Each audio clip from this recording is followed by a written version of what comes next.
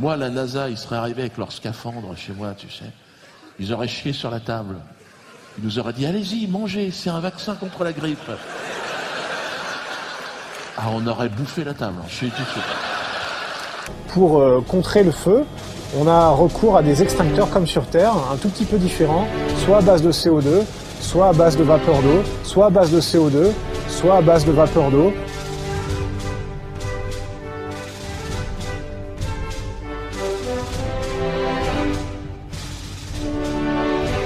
Pour contrer le feu, on a recours à des extincteurs comme sur Terre, un tout petit peu différents, soit à base de CO2, soit à base de vapeur d'eau, soit à base de CO2, soit à base de vapeur d'eau.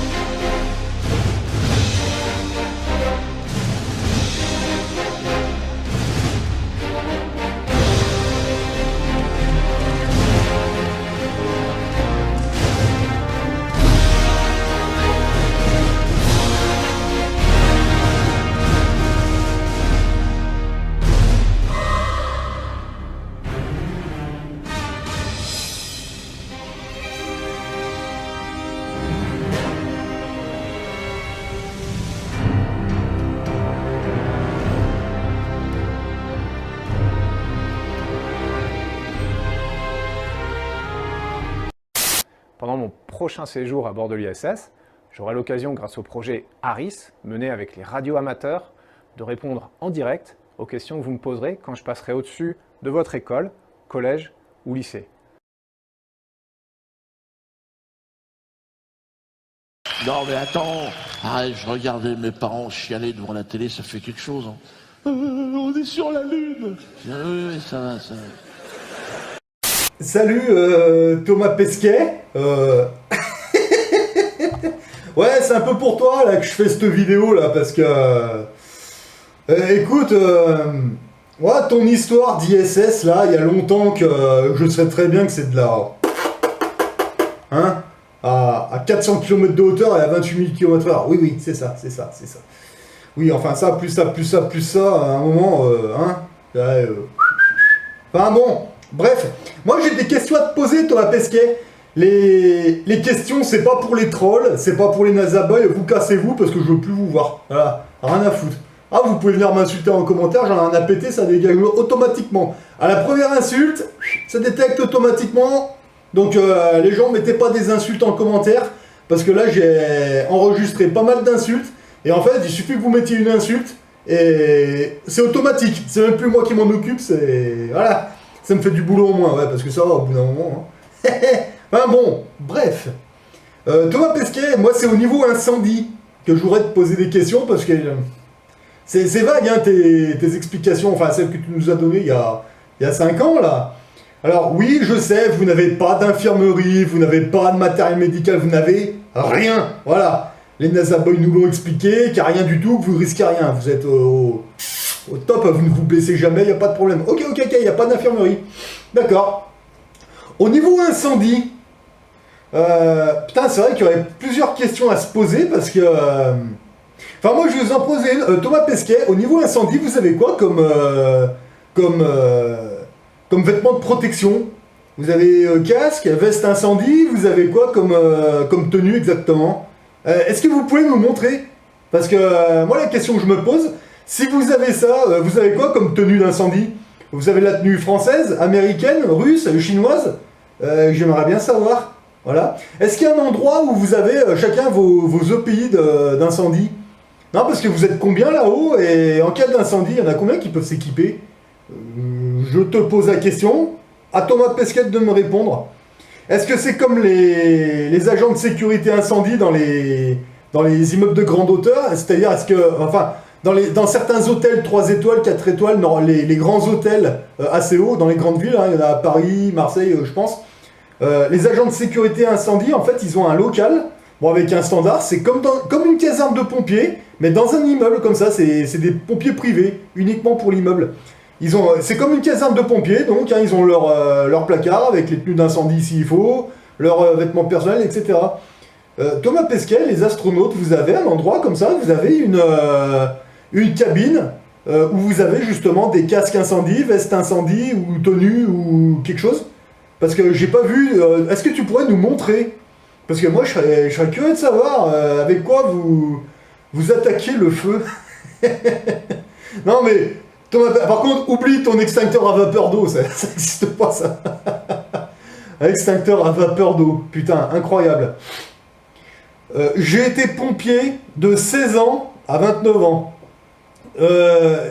J'ai vu feu de navire, feu de forêt, feu de bâtiment, feu de voiture, feu de station-service, plein. Je n'ai jamais attaqué un feu avec une équipe, avec de la vapeur d'eau, jamais. Jamais. Je savais même pas que ça existait jusqu'à ce que tu nous en parles. J'ai fait des recherches, j'ai pas trouvé. Voilà, bon ben, ceux qui me disent que ça existe, non, ça existe pas. Non, les extincteurs que vous avez vus, c'était soit CO2, donc ça fait un espèce de gaz qui sort qui est très très froid, en fait, c'est ça que vous avez vu. Quand vous voyez extincteur à jet diffusé, c'est pas de la vapeur d'eau, c'est ce que ça veut dire. C'est un jet qui est diffusé. Quand vous allez cracher, ça va faire un jet d'eau, mais c'est pas de la vapeur, c'est un jet. Voilà, c'est tout. Après, vous pouvez avoir de la solution moussante, on appelle ça. En fait, si vous voulez, vous savez, quand vous étiez, il y en a certainement, quand vous êtes gilet jaune, sur les manifestations, il y a les camions des CRS, un espèce de Vim, en fait. Et en fait, ces camions-là, nous on avait ça, c'était sur les pistes d'atterrissage dans les aérodromes, en fait. Vous savez, le camion des CRS, c'est exactement le même, c'est un Vim, en fait. C'est un véhicule incendie mousse, en fait. Les CRS, ils ont le même que les pompiers, donc il est fait pareil. Donc c'est quoi qui fait de la mousse, en fait? Le truc, c'est qu'en fait, dans ces camions, il y a 2 citernes. Moi, c'est ce que je me faisais chier à expliquer aux gilets jaunes, mais ils voulaient rien savoir, donc ils se démerdent. Dans ces camions, vous avez 2 citernes. Vous avez une citerne principale d'eau, comme ça, et vous avez une citerne d'un autre produit, c'est de l'émulseur. Et c'est ce qui vous envoie sur la gueule quand vous disiez ah, les CRS, ils nous balancent de l'eau, ça pue, on dirait qu'il y a de la merde, des os de chien, je sais pas quoi. Ouais, c'est de l'émulseur. C'est de l'émulseur, c'est ce que les pompiers utilisent. Et dans certains extincteurs, il y a ce qu'on appelle de l'eau diffusée, c'est-à-dire de l'émulseur. Voilà. Donc vous allez cracher, ça va faire un jet comme ça, mais il y a de l'additif dedans. Voilà. Et quand c'est un extincteur à mousse, c'est exactement la même chose. Eau plus émulseur, mais par contre, au bout de la lance, il y a un espèce de petit, comment vous dire ça, un petit embout en fait avec une grille qui fait de l'air en fait, et c'est ça qui fait de la mousse. Voilà. Eau additif plus air égale mousse. Voilà. Mais bon, ça tombe au pesquette là que je m'adresse là, parce que tes feux là, tu dis que tu attaques ça avec du CO2. Ok, ça d'accord, ok. Ça c'est le seul truc que je peux valider sur un feu d'origine électrique. Mais en vapeur d'eau. Là, il y a un problème. On a un gros problème parce que là, la station spatiale, moi je me dirais, c'est un environnement navire un peu confiné, pas trop de prise d'air. Bah, vous, pas du tout, hein. C'est clair, il n'y a pas d'aération, il n'y a rien du tout. Comment tu fais pour refroidir les vapeurs bouillantes? Avec ton CO2, pourquoi pas, peut-être, je sais pas. T'as intérêt d'avoir une bonne bonbonne. Mais avec ta vapeur d'eau, tu fais comment? Je sais pas. Enfin, c'est la question que je te pose. Et comment vous faites? Vous avez un feu, ok, d'accord. Donc, vous êtes dans la station spatiale, vous voyez ça. Le feu s'est déclenché, ça fait quelques minutes quand même. Ouais, mais le problème, c'est que ça ressemble plus à ça, ça ressemble à ça. Et donc, vous vous équipez avec votre bordel, là. Moi, j'avais plein de questions à te poser. Thomas Pesquet, pour progresser dans un incendie comme ça, dans ta station, vous utilisez quoi comme aérie? Vous utilisez plutôt circuit ouvert ou circuit fermé? Ouais, ça c'est une question que je me pose. Et pour progresser là, comme ça, là, parce que vous verrez rien, hein. C'est de la fumée, c'est bouillant, c'est comme ça, c'est toxique et bouillant, et faire attention parce que ça peut s'embraser aussi. Vous progressez comment? Non, parce qu'en fait, j'ai beau regarder la station spatiale, les parois, au sol, au plafond, partout, j'ai pas vu de spit pour accrocher vos babouins pour la ligne guide. Vous faites comment? Vous avez une technique? Est-ce qu'il y a des pitons qui sont positionnés à certains endroits, que ce soit au sol, au plafond ou sur les côtés? Et des petits spits pour accrocher vos babouins, pour pouvoir accrocher votre ligne guide, comme ça, quand vous allez progresser par binôme, 2 par 2, comme ça. Parce que quand vos aéries vont être vides, vous allez devoir repartir en arrière. Et normalement, il y a une zone normalement qui doit être à part, vous pouvez passer, qui doit être sécurisée un peu. Et là, vous pourrez enlever vos aéries. Et là, l'autre binôme qui est prêt à partir avec les aéries pleins, etc., lui, il va suivre votre ligne guide et arriver au bout, et ben, ils vont continuer de progresser. Moi, j'ai pas vu de speed pour accrocher les babouins. Votre ligne guide, vous pouvez l'accrocher à certains endroits pour pas vous paumer là-dedans. Ah, surtout en apesanteur, hein. Ça doit être quelque chose quand même. Enfin bon, après, je sais pas, moi, c'est une question que je me pose, quoi. Mais vous faites comment, là, pour au niveau des fumées, là, qui vont être bouillantes? Si vous laissez trop comme ça, bah, à un moment, elles vont chauffer, puis elles vont s'embraser. Et là, vous êtes tous sur la photo, là. Surtout si vous êtes en apesanteur là-dedans, mais vous pouvez pas tenir dans les fumées, c'est pas possible. En apesanteur, vous gérez comment? Parce que au milieu des fumées, vous allez cramer. Texto, hein. Vous allez même pas voir la première flamme que vous aurez déjà grillée, ou alors vous allez être bien brûlé, mais au 3e degré, voire même plus. Donc, je sais pas, c'est une question que je me pose. Comment vous êtes organisé là-dedans? Est-ce que vous avez des explosimètres pour vérifier la LIE en permanence? Comment vous faites pour faire évacuer les fumées? Parce que dans le vide, on peut pas. Encore mieux, au lieu de te faire chier à nous expliquer, Thomas Pesquet, tu sais quoi? Si vous êtes réellement dans une ISS, t'es commandant, t'as des responsabilités, donc normalement, si t'es commandant, t'as un équipage. Moi, si j'étais commandant d'un équipage, allez, comme dans les casernes de pompiers, de partout en France, que ce soit dans les grandes villes, dans les petits patelins ou ailleurs, au moins une fois par semaine, ou alors si c'est des branleurs, au moins une fois par mois. Enfin non, c'est plutôt par semaine, je pense, j'espère. Et ben le commandant, ou peu importe, même le chef d'agrès, peu importe, ben il va aller au standard et il va dire bon allez, tu me fais péter un exercice, parce qu'il aura préparé un truc, il va voir comment réagit son équipe. Toi, t'es commandant, Thomas Pesquet. Donc moi je pense que si t'es réellement dans une ISS là, un petit exercice incendie, tu sais, tu mets une machine à fumer comme ça, tu mets des caméras partout, et tu fais péter un exercice, à n'importe quelle heure, peu importe. Le plus marrant c'est quand ils dorment tous. Tu fais péter un exercice, voilà, tu vas dire, allez ça crame. Rien que pour les voir comment ils vont faire pour aller se changer, déjà, voir combien de temps ils ont, vous avez certainement vos procédures, quand ils arrivent, et... Moi je voudrais voir ça en exercice. Tu mets une vraie machine à fumer comme ça, dans un coin, tu mets de la fumée partout dans tu sais, tu sectionnes une zone comme ça, pour exercice évidemment, et puis feu, tu les fais y aller, comme ça, rien que pour voir que je me marre. Oh, pas, mais moi je pense que je vais me marrer, parce qu'en apesanteur, je sais pas, puis en plus les fumées vous les faites évacuer comment? Je sais pas. Alors moi je veux dire un truc, Thomas Pesquet, moi encore une fois, hein, moi j'ai mis mon cul sur des incendies de navires de guerre, de forêts, bâtiments, stations d'hydrocarbures, j'en passais des meilleurs. Mais là, ton truc, là, honnêtement, tu sais pas, en apesanteur, il y a tes équipières, là, les saucisses, là, avec des coupes de cheveux comme ça, je sais pas, je me pose la question. Moi, avec leurs cheveux comme ça, là, les bergères, là, moi j'aimerais bien les voir mettre leur cagoule comme ça, le casque et tout, tu sais, avec les cheveux que... Enfin, ouais.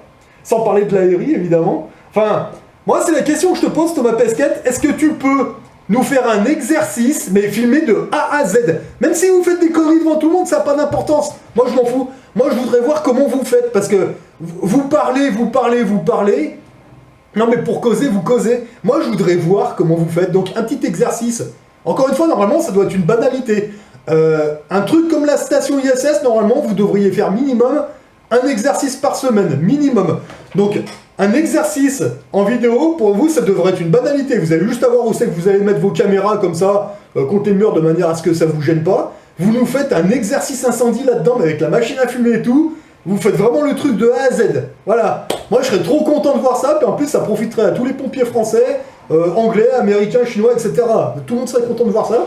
Ça profiterait à tout le monde. Ça nous ferait bien marrer, surtout. Voilà. Vous avez quoi comme chaussures, des ranjos ou plutôt des bottes ou je sais pas, je te laisse faire.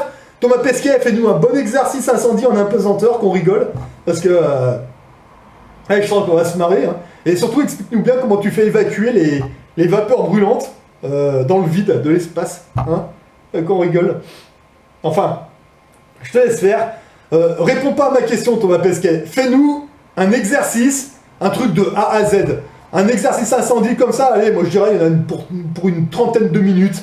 Faites-nous une bonne vidéo et envoyez ça à toutes les casernes de pompiers de France et expliquez-leur bien que vous avez des extincteurs à vapeur d'eau. Voilà. Et puis explique ça, allez aussi les gens, allez sortir ça à votre kiné là. Et là où t'as gagné 3 cm, en combien de temps? C'est tout au début, en fait. Au début, t'as parfois un peu mal au dos parce que t'as la colonne vertébrale, fait clic, clic, clic, clic, clic, clic. Ça dure, 3 semaines. En 3 semaines, tu prends 3 cm. 3 semaines, 3 cm. Allez pas sortir ça au kiné de la télé, les neuneux de la télé, je m'en tape. Non. Allez, vous descendez au coin de votre rue, là, en bas. Vous allez voir le kiné qui est en bas, au coin de votre rue, dans son cabinet. Et puis vous lui sortez ça. Est-ce que c'est vrai, monsieur, que si je reste trop longtemps allongé, ma colonne vertébrale va faire clic, clic, clic, clic, clic, et que je vais prendre 3 cm? Allez demander ça à votre kiné en bas, là. Vous en trouvez un, n'importe lequel, en bas, au coin de la rue, là. Vous allez au kiné, vous lui posez juste cette question pour voir ce qu'il va vous répondre, hein. Et là où t'as gagné 3 cm, en combien de temps? C'est tout au début, en fait. Au début, t'as parfois un peu mal au dos parce que t'as la colonne vertébrale, fait clic, clic, clic, clic, clic, clic. Ça dure, 3 semaines. En 3 semaines, tu prends 3 cm. 3 semaines, 3 cm. Thomas Pesquet, espèce de con, va. Bon, allez, fais-nous ton exercice incendie, là, dans ton studio, là, dans ta station, là, et on verra ce que ça donne. Allez. Et les gens, essayez de réfléchir un peu, là, dans votre potager, là-haut, parce que là, en ce moment, des conneries, vous en racontent, hein. Moi, je m'en fous, hein, moi, ça me fait marrer.